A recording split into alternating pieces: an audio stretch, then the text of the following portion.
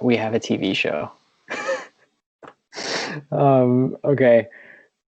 Chapter 12, The Siege. Directed by Grief Karga himself, Carl Weathers. Willie, thank you again for joining me. I'm obviously Brian. This is Willie. This is M.A.N.D.O. Willie, I'm going to give you the quick synopsis of the episode, and then we'll get right into it. So, M.A.N.D.O is on his way to bring the child to Ahsoka on planet Corvus, but the Razor Crest is too damaged, so he needs to stop off at a Season 1 hotspot, Navarro, where a lot of the action takes place. He meets up with the new magistrate, Grief Karga, and the Marshal, Cara Dune, have really turned the planet around. While the ship is getting repaired, they convince M.A.N.D.O to raid a military installation that is the last on the planet, because they would like to make this a free and peaceful planet and have it open for trade. Once they get there, a lot of stuff happens. But this is what, going into this episode, this is what my wife would call in an RPG an in-betweener. So it's not like part of the main quest, like in Zelda, if you will. It's more of like the Spirit Temple than it is anything else, or that's the one where you get the Lens of Truth. Whenever you get the Lens of Truth, yeah, it's like not part of the main things, but it's like required. That's what I had going in, is that we're going to take some time off because the last episode was so lore heavy. And they dropped this episode, which is so much to talk about. So Willie, give me your favorite part of chapter 12, The Siege. Yeah, so my favorite part actually was, I think another really good example of what the show does well that the sequel trilogy did not. And this was the speeder scene. I think the speeder scene, is, I believe, the first time we've seen the speeders ever off Endor. And so it takes something you remember from Return of the Jedi and puts it in a whole new light, but is also excited enough to stand on its own, where even if you had no idea that those were speeder, like if you'd never seen Star Wars before, that's still a good action scene. And so that's my winner for the episode right here. Now, are you saying the entire sequence from speeder bike to Razor Quest versus Ties, or just the speeder bike sequence? Because I loved the shot of the speeder bikes going down the canyon. I thought that was awesome. I'm gonna say just the speeder bike sequence. Okay. I thought I wasn't a huge fan of M.A.N.D.O coming in at the end. Okay. And my favorite part of the episode is M.A.N.D.O coming in at the end, legitimately, to save them in the Ties. And the reason being is, this is the second time now, we saw it previously in the episode The Passenger, that they're really establishing M.A.N.D.O as this really incredible pilot. Because he does another move in the Razor Quest where he, like, again, stalls the engine. It's like he does this move, but it's like a variation on it, where he stalls the engine and then he comes through the cloud cover in an interesting way to take down the Ties. And I was like, this is awesome. Like, I love competent M.A.N.D.O. Because, like, I feel like they have to put him in situations where he's outmatched and outgunned, and to see him, he can always handle himself, but to see him really be like, oh man, this guy is like not messing around. I really loved that. Honorable mention to M.A.N.D.O teaching the child ship repair in the beginning. So that was my thing I liked about the episode. It didn't make it to my loved, but I just. And part of me kind of hates it because that was one of those moments that I'm watching and I'm like, this is going to be a GIF for all eternity. Yep. But I just felt like I was like, anyone who's ever had to explain a computer to someone not computer literate, or like anyone who's had to just ever explain, like teach anything to something. And like I was watching that and I was like, you know what? I was like, that could be this whole show and I would be content. Just like slapstick, silly humor of the child and M.A.N.D.O. Show, and actually, that same point when the child uses his force powers to steal the cookies, like, incredible. I'm like, if this was like, that could be the whole show. It wouldn't be the best show ever, but like, it would be funny, like just like a sitcom of like M.A.N.D.O and the child going through like normal school day things, like he's stealing candy using the force, and he's like putting kids up against lockers with the force. Like, that would be really cool. I'm like into that idea. Like maybe we could pitch that to Disney, or maybe Disney's already got it in the works. So maybe like an animated Mando, like Baby Yoda goes to school. I loved all of that, and this is the one time where I was like, okay, Disney marketing. I see that you gave him these blue cookies that, hand to God, like is going to be on every like toy and T-shirt from here to eternity now. But those cookies were probably made from blue milk. I know, I loved it. Loved it. I mean, another thing about that scene too, that I'm pretty sure this is the first time. Oh, this is my surprise. So I'm getting a little ahead of myself. But it's okay. We can move on to surprise. What surprised you? I believe this is the first time we've ever seen a school before. I think we saw. I mean, we've seen the Jedi training, but this is the first school, yeah. And so this is the other thing that I think Mandalorian as a show does really, really well. And it's taking something regular and grafting Star Wars onto it. Mm-hmm. And it deepens the universe so much. And this is one of the things, that I loved about Solo. I'm a huge Solo stan. And I think that Solo showed us areas and crevices and pockets of the universe that we'd never seen before. And that's what I feel like Mando's doing. And, the new trilogy didn't really do that. It was, here's a desert planet. Here's a snow planet. Here's a giant base. Here's a forest planet. Yeah. Yeah. Like I'm not saying that I sat around and been like, oh, I wonder what like the Star Wars version of our school is. Because I haven't. But the show answers that question between the school and the underground fighting ring. Like it's taking normal, relatable things and showing you them through a Star Wars lens, which is just fantastic world building. And that's where this show really, really shines.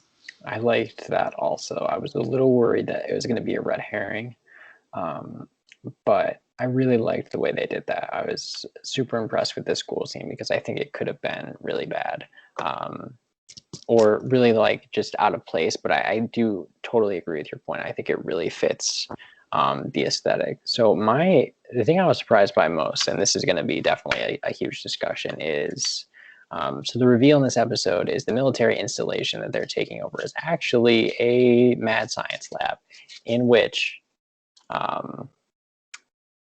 the primary thing that they are working on are it's Dr. Pershing from the first season, is they are looking at blood transfusions into some kind of organic matter in which that they used the child's blood, and they mention M counts.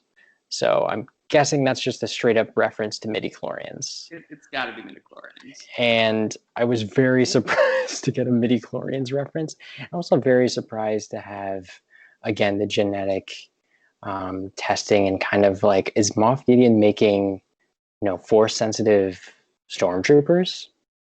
Mm-hmm. I mean, I think that was what that end shot of Gideon is him standing in front of a bay of potential force soldiers. So I'm interested to see where that goes, but I was very surprised by that. And I was also surprised, going back to your point about the school, that the child was not kidnapped at the end. I thought that's what we were going to do with the school, is like it was a setup to be like, oh, he's safe here. And then when they realized that the base was a science lab that they were trying to get back the child. So like obviously Moff Gideon wants to get the child back to do more experiments to make whatever he's making, that when Mando got there, the child was going to be gone, and that was going to propel us through the rest of the season. But surprised and happy that they didn't, because then you get the incredible moment of Baby Yoda throwing up in the Razor Crest. I'm torn because this was something that I actually didn't like. I didn't like that they set that, like they clearly set this up, and then they were just like, oh, just kidding. And like it felt like a wasted setup for them to take it away so quick. Especially, and I think the thing that rubbed me the wrong way was that they go out of their way to say like, oh, it's going to take a long time for the ship to get repaired, and then it's like, oh, it got repaired in 5 minutes. Just kidding. Yeah. That felt like like you can mislead the audience with misdirects, but that felt like cheating. Like it felt like they lied to us a little bit. Yes. And just the taking away the scene itself, the idea of like Mando as a hero coming in right at the end is just like, like he's not really supposed to be the hero saving everything at the end. And like, why have this whole fake out with the baby maybe getting captured if you're not like, I don't know. If you're not going to commit to it. Yeah. I see your point. Again, I really like that moment. But I see your point, and there were a couple of things I did bump against in the episode. So I didn't initially like bump against the Razor Crest getting repaired automatically. Now you say it, I'm like, oh God, yeah, this was supposed to take a long time. It was significantly damaged, and it was repaired in like an hour.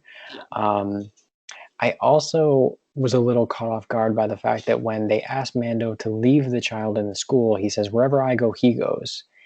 But like he just dropped him off last episode with the frog lady who he just met, and he's like, "Here you go."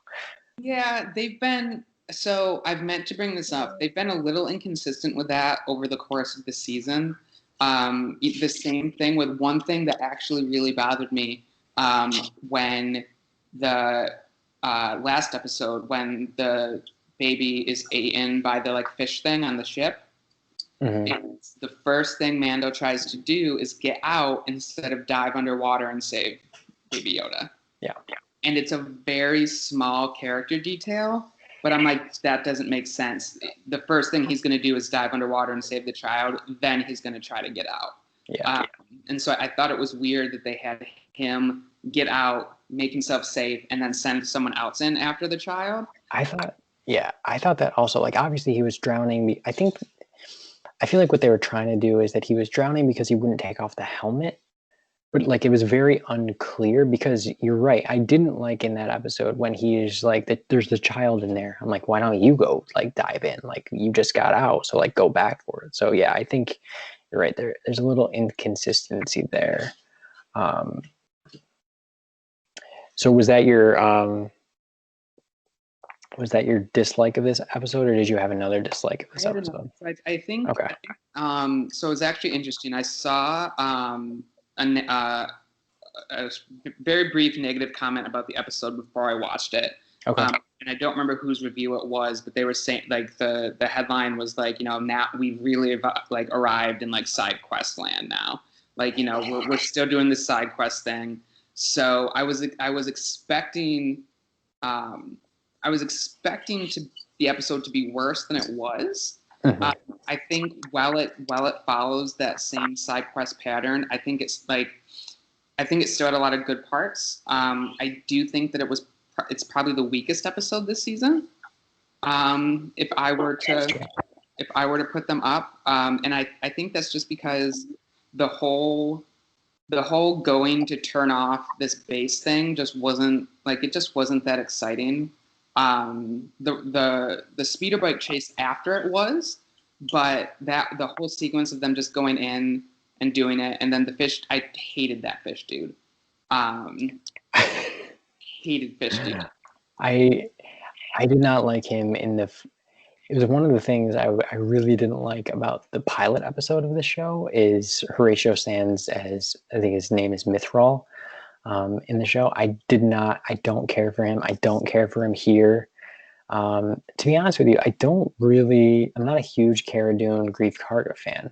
I'm not either. So when we got back to them, I was like, yeah. All right. Well, I guess we have to check back in with these because they're key players, but I hope they do something interesting with them. So I'm overall very positive on this episode. I would say it's not as good as last week's, but I really enjoyed it. And to the point about side quests, I would say, yes, it was a side quest, but I think it's one of those unique side quests where it develops into a main story plot. I think that's fair. And I mean, I think my biggest problem is still how they're plotting each episode at the beginning. And especially because they literally leave, like last episode ends where he's like, okay, we're going to go to this planet. And then this episode, he's like, just kidding. I guess I think we'll make it. Yeah. And then like he's literally like reading like script plot notes like outline. Like, I guess I have to go to the season 1 planet and check in with these season 1 characters. Yes. And and then even when he lands there, they're like, well, your ship repair is gonna take some time. You better do a mission with us. And like they even went so far as to pull out a map again. And they're like, we're going to show you a map of this planet again to show you where you need to go. And then you're going to come help us. And I was just like, they're just, it's too early in the show's run for the plotting to be that formulaic. But I do agree. With that being said, while the quest itself wasn't exciting, what it led to was good. And it led to furthering the plot with both Moff Gideon, with the scientists, with the child, and it answered questions we've had since last season. Yeah. So I think that while they're still stumbling into a flow each episode, I do think they had good parts. The result was good. They stuck the landing even. Yeah. Yeah.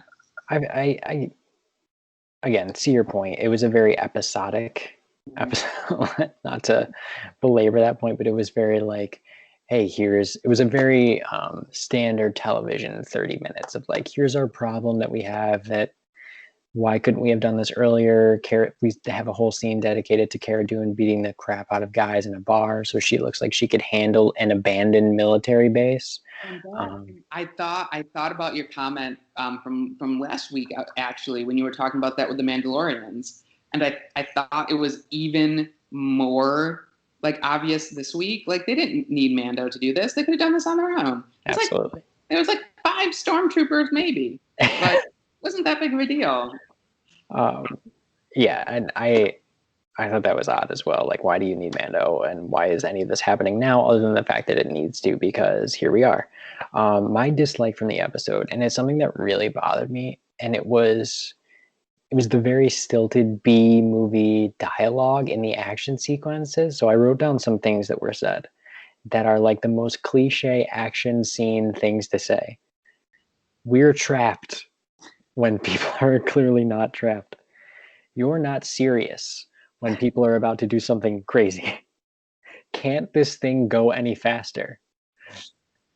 And my favorite, which is again just such a cliche line, what are you waiting for? An invitation?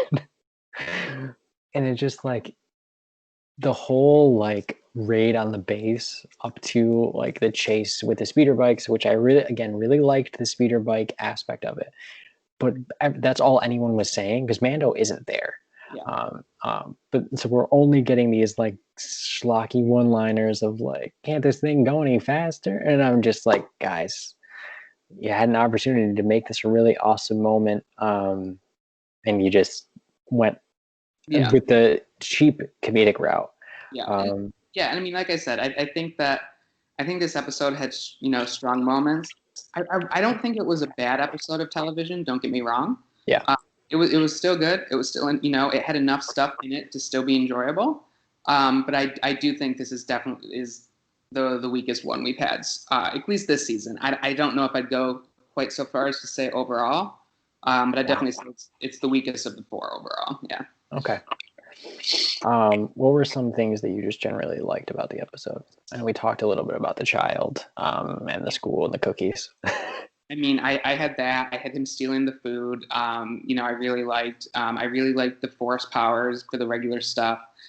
Something else that I thought was really cool too that they did was, I actually, as much as I didn't enjoy revisiting the characters from season 1, I thought it was really cool that we visited the planet and it was changed a lot. Yes, loved that. Which I thought was really cool. And then even at the end, we kind of joked about the whole like, oh, the Rebel Alliance is like, they're the bad cops now because they're in charge.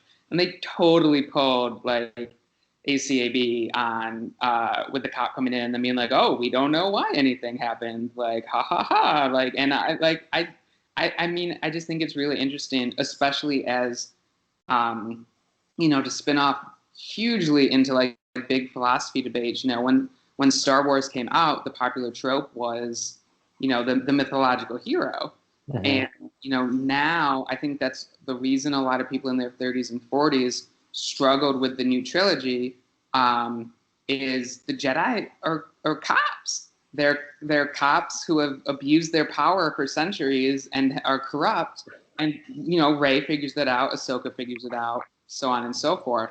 But so I think it's interesting that I don't think the Mandalorian show is really trying to dig too deep into any of that stuff. But I do think it's interesting that most of the actually almost all of the characters on the show have had negative attitudes towards the Rebel Alliance.